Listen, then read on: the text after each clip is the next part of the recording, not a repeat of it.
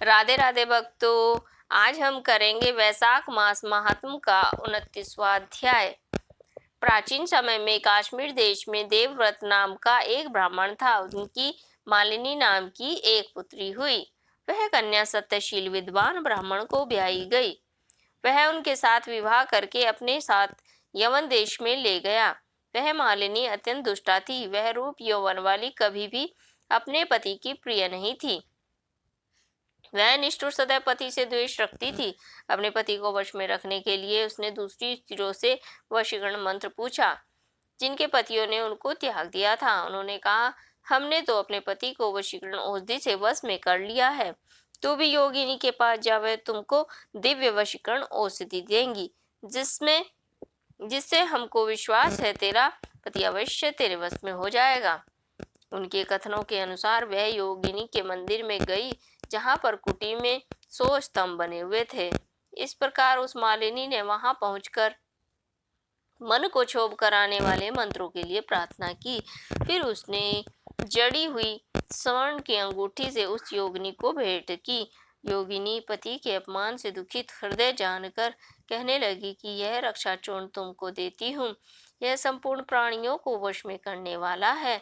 यह चूर्ण अपने पति को देकर उसकी ग्रीवा की रक्षा करना। तेरा पति अवश्य तेरे वश में हो जाएगा। तेरे बुरे चरित्रों को देखकर भी तुमको कुछ न कहेगा। वह उस चूर्ण को लेकर घर आई और संध्या समय दूध में मिलाकर अपने पति को पिला दिया।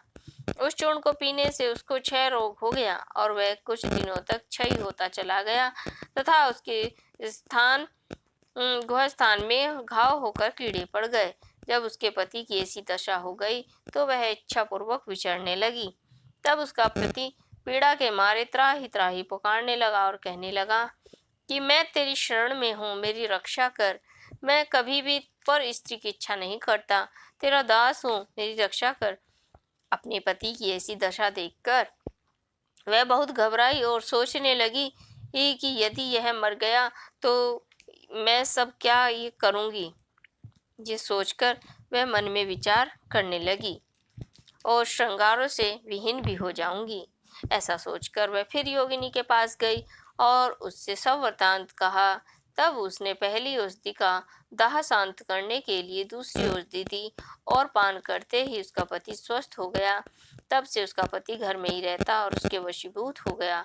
घर के काम के बहाने और कई व्यभिचारी तथा कामी उसके घर आते रहते, परंतु उसको अपनी स्त्री के आगे कुछ भी कहने की शक्ति नहीं थी।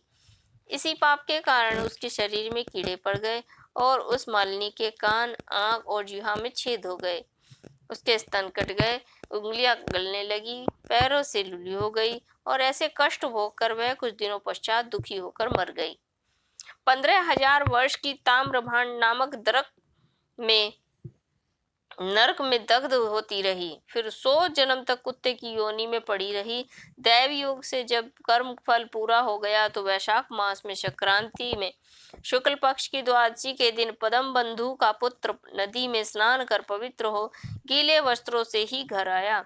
वहां पर तुलसी वृक्ष के पास उसने पैर धोए। उसी स्तंभ के नीचे वह कुतिया सो रही थी। सूर्य उदय से पहले वह कुतिया उस चरण धोए हुए जल में लेट गई, जिससे कि उसके पाप तत्काल नष्ट हो गए और पूर्व जन्म के सब पाप कर्मों की याद हो गई। अपने पिछले जन्मों के पाप कर्मों को याद कर व्याकुल होकर त्राही त्राही पुकारने लगी और भय से व्याकुल हो अपने पूर्व कर्मों का वर्णन कर उस मुनि से कहने लगी कि हे मुने, वैशाख शुक्ल पक्ष में पुण्यों को बढ़ाने वाली द्वादशी के दिन स्नान दान आदि का जो सुकृत्य आपने किया वह मुझे दे दो। इस सुकृत्य से मेरी मुक्ति हो जाएगी। इस तिथि को आपने जो महापुण्य किया है वह मुझको देकर मेरा उद्धार कर दो। मैं अत्यंत दीन हूँ, मेरी रक्षा करो। हे द्विजवर, मैं आपको नमस्कार करती हूँ। ऐसे वचन सुनकर वह मुनि पुत्र कुतिया से बोले कि अपने किए हुए अच्छे और बुरे कर्मों का फल मनुष्य सुख और दुख के रस से अवश्य भोगता है। ऐसा वचन सुनकर कुतिया दुखी होकर ऊंचा मुख करके जोर जोर से पुकारने लगी और उसके पिता पदबंधु से कहने लगी, मैं आपके द्वार पर पड़ी रहने वाली कुतिया हूँ, आपका झूठा टुकड़ा खाती रहती हूँ। आप मेरी रक्षा करिए, क्योंकि महात्मा गृहस्थियों को जो उनके द्वार पर उनकी शरण में पड़े रहते हैं उनका उद्धार करना परम कर्तव्य है।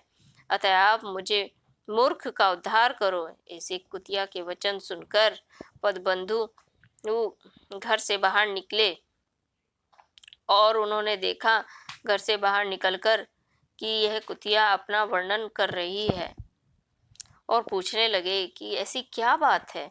तब उसके पुत्र ने उस कथा का वर्णन किया।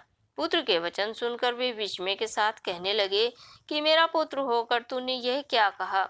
साधुओं के ऐसे वचन कहने के उचित नहीं है। संपूर्ण पापी परोपकार के लिए ही है। अपनी आत्मा को सुख देने के वाले पापी होते हैं। चंद्रमा, सूर्य, पवन, अग्नि, जल, चंदन, वृक्ष, महात्मा सभी परोपकार रहते हैं।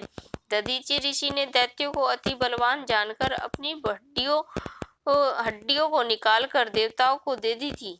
जब भूखे शयन कबूतर को पकड़ लिया तो राजा शिवी ने अपना मांस काटकर शयन को दिया था। जिमुत नामी राजा ने गरुड़ के लिए अपने प्राण दे दिए थे। इसलिए विद्वान ब्राह्मण को तो सब पर ही दया करनी चाहिए। ऐसे जैसे कीचड़ में फंसी हुई गौ बाहर निकालते समय, उसी प्रकार भी मैं भी बार बार प्रार्थना करती हूँ। इस कुतिया के दुख को अपने पुण्य के प्रभाव से अवश्य दूर करूंगा। इस प्रकार अपने पुत्र को समझाकर कुतिया से कहने लगा कि मैं तेरे निमित्त प्रतिज्ञा करता हूँ कि तू मेरे द्वादशी के पुण्य से पापों से छूटकर विष्णु लोक को जा।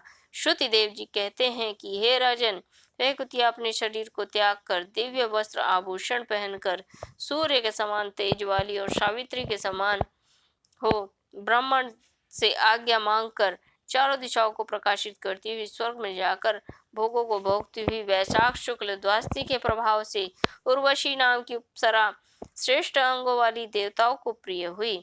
बोलो विष्णु भगवान की जय। बोलो सभी देवी देवताओं की जय।